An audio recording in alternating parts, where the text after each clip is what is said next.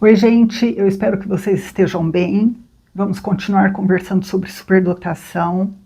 A pesquisadora Linda Silverman, ela está à frente do maior instituto, que é o órgão que tem o maior número de dados do mundo sobre superdotação.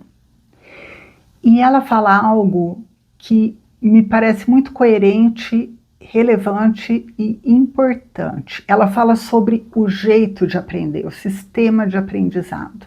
O neurodivergente, o superdotado está dentro do neurodivergente, então ele tem um cérebro que processa informação de um jeito diferente do da maioria da população.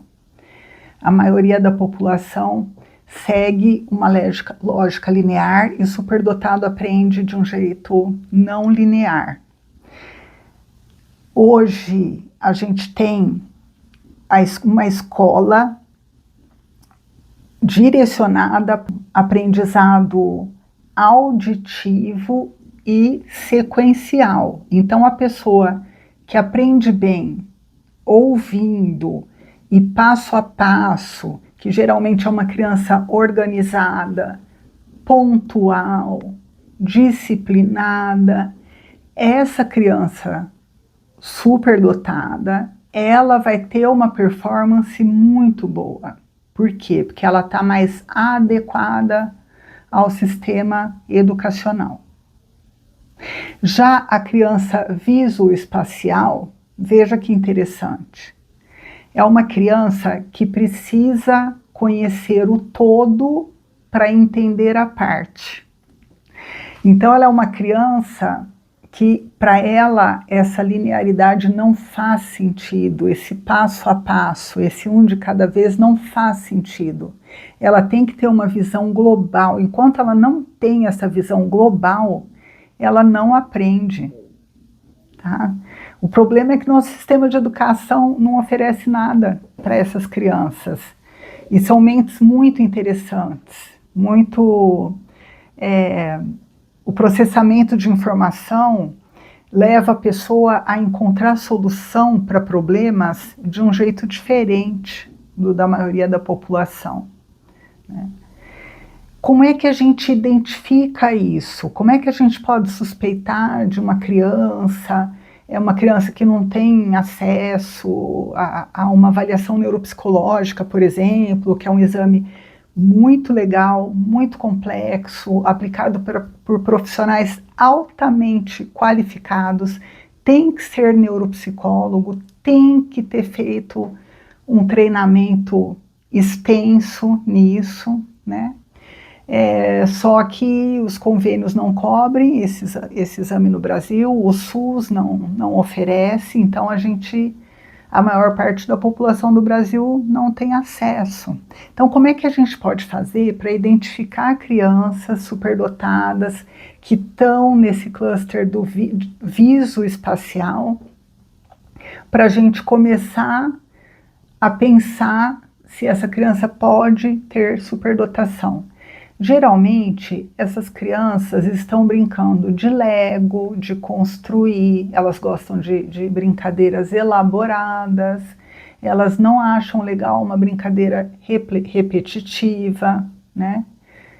Eu vou trazer um exemplo de uma criança que eu acompanhei, que foi super mal interpretada. Foi uma criança que estava em psicoterapia. A psicóloga entendeu que essa criança estava se transformando numa criança chata, porque ela não conseguia se divertir. Ela passava mais tempo explicando a brincadeira para os amigos do que brincando, do que se divertindo.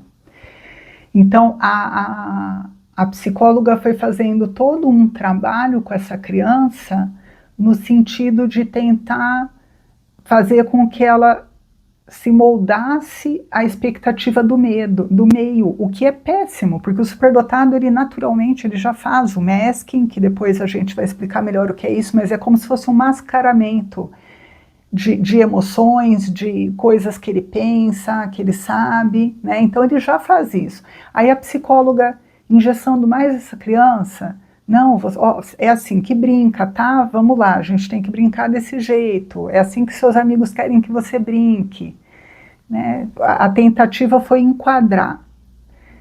E, na verdade, do que se tratava? O exemplo dado pela psicóloga é: a criança quer explicar a brincadeira. Na época, a criança estava em torno com mais ou menos 6 anos e a brincadeira era jogar cartinha Pokémon.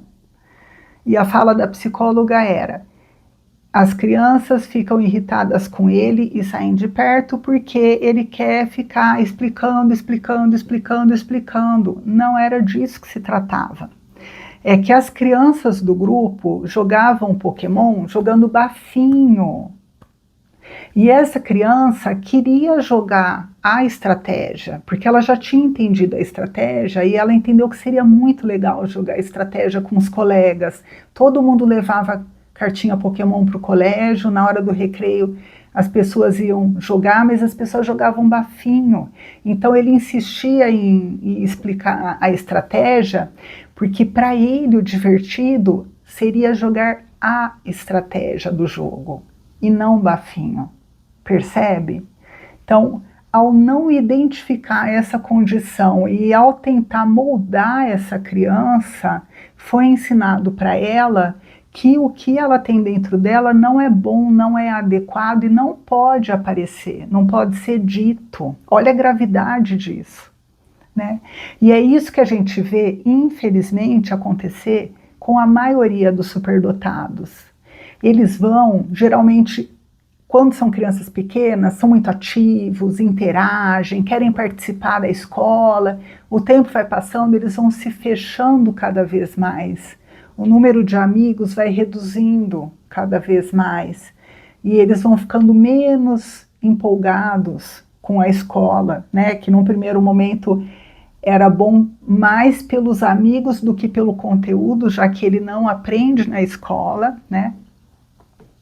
Mas tinha a parte legal da interação social, e depois isso vai se perdendo.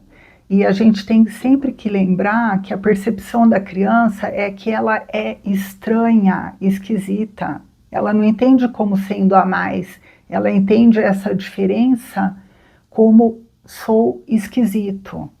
E a autoestima dessa criança fica muito baixa.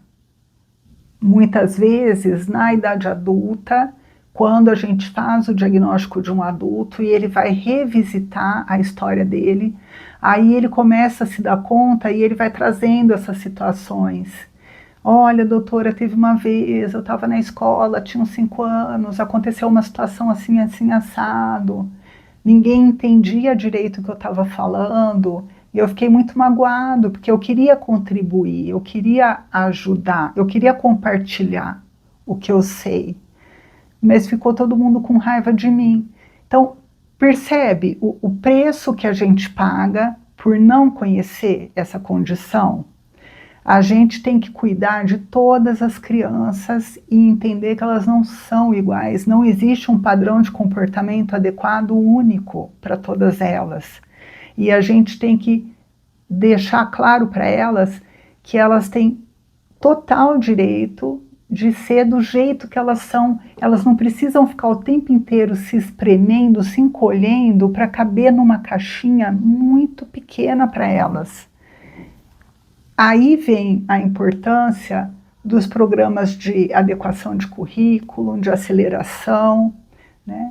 E aí vem a importância de um olhar atento da professora, dos pais, dos profissionais de saúde que trabalham, que atendem crianças, para que a gente tente minimizar esse fenômeno que infelizmente acontece.